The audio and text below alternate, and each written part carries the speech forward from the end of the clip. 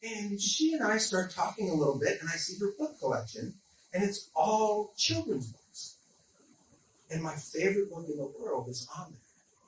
It's James and the Giant Peach. So I pull it off the shelf, and I open it up, and I start reading it aloud. And she stops what she's doing and just sits down and goes. And I'm reading the book aloud, and after a little while, naked people that are painted start coming in the bedroom and sitting down.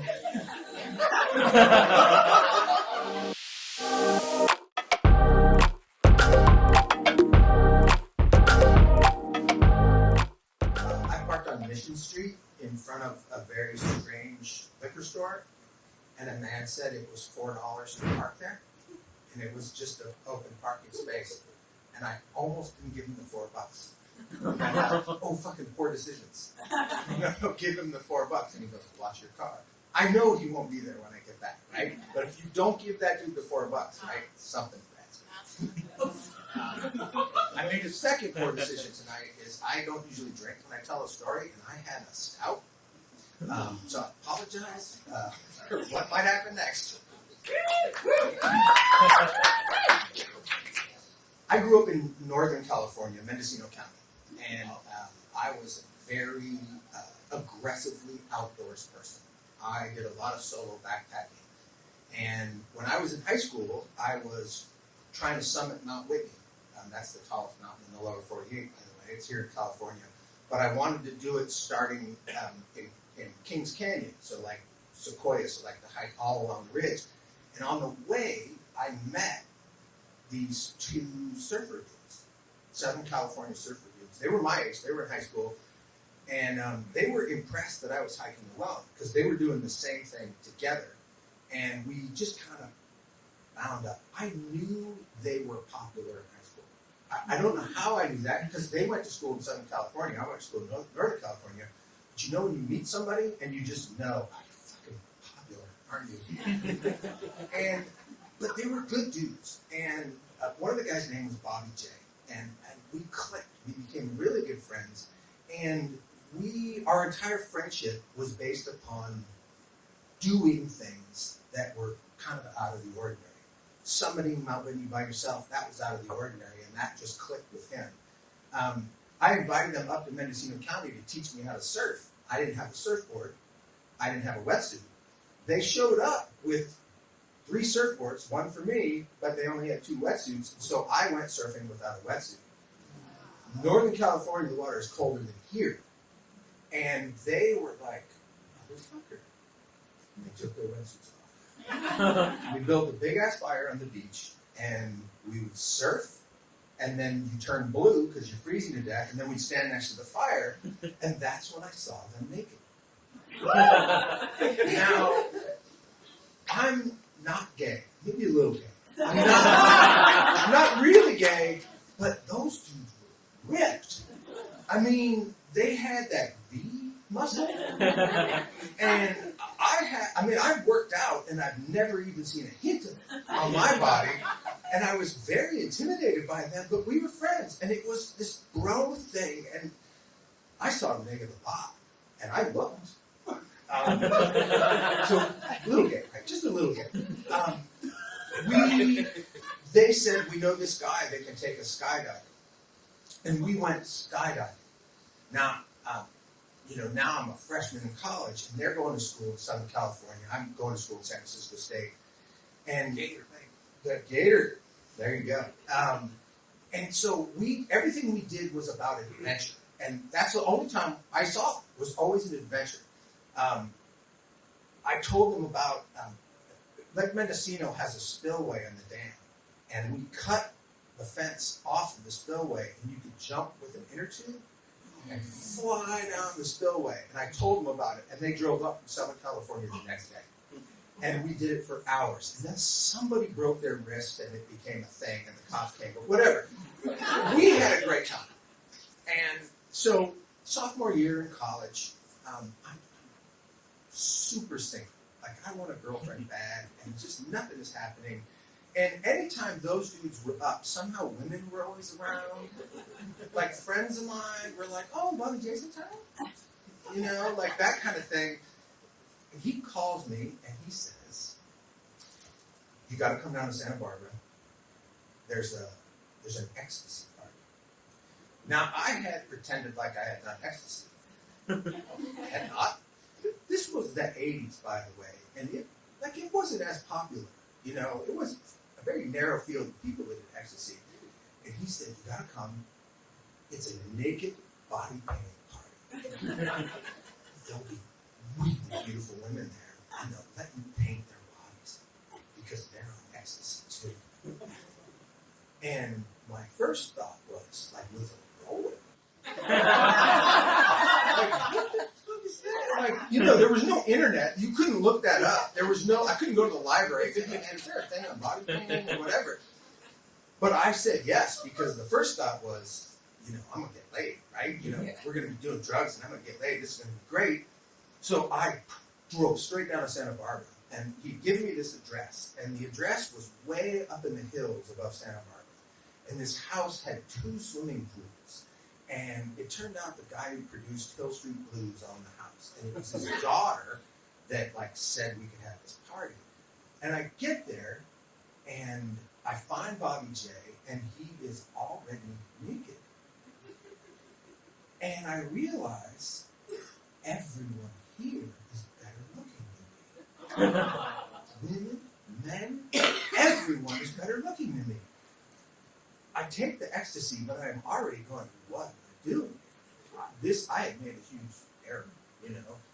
But I take the ecstasy, and there is a woman who could be a model for Victoria's Secret, and somebody is painting targets on her breasts. With a red on the outside and blue on the nipples, and then there's arrows pointing to her vagina, and there's writing on her back, and I'm watching all this, and I see the surfer dudes print chicks painting them, and the ecstasy hits, and I want to touch everybody, but I don't really want anybody to touch me, and that's when I realized I'm the only person wearing clothes. And that becomes alarming. And I'm like, oh shit, I'm the dude that nobody is going to ever invite to anything again, right? You know, I'm the wet blanket. And then I'm getting, like, inside myself a little depressed. So I just go inside the house. I haven't been in the house yet. I've been out by the pool. There is a woman in the kitchen, and she is wearing a very tasteful one-piece bathing suit. And I say, hi, I'm a little intimidated by what's going on out there. And she goes, me too. She owns the house. Like, it's her family's house. And she goes, my friends talked me into this thing. I've never taken ecstasy before, and can I just touch your face? And she touches my face, and I touch her face, but it's very innocent and chaste. And I look out the window, and on the diving board, there is Bobby J having sex with a woman in front of people. And I am like, oh no, like, how do I? And she goes, we can't see the pool from my bedroom. Let's go there. And the 2 of us go into her bedroom. Now, I'm not thinking about sex at all. In fact, it's weird, but when I do ecstasy, I just, like, touch you. And I like texture and warmth. And she and I start talking a little bit, and I see her book collection, and it's all children's books. And my favorite book in the world is on there. It's James and the Giant Peach. So I pull it off the shelf, and I open it up, and I start reading it aloud. And she stops what she's doing and just sits down and goes, and I'm reading the book aloud, and after a little while, naked people that are painted start coming in the bedroom and sitting down. And I just keep reading the book. And now there's like 20 people in the room. A lot of people are petting each other. And there's paint on everything because they're all painted. And I'm thinking, this is the weirdest thing on earth, but I can't stop reading because in my drug-addled thing, I don't actually remember how it ends. And I keep reading the book, and eventually half the party is crammed into the room. I'm clothed, she's clothed, no one else. And somebody goes, "Oh my God, did you write that?"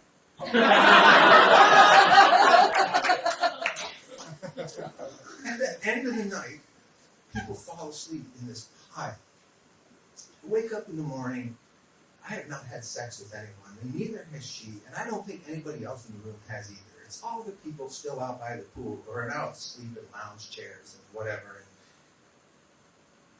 And I leave that place, and I think to myself, I'm seen into something that I know I am not.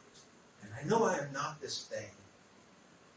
But the next year, I get invited back to that party, and Bobby J does not. All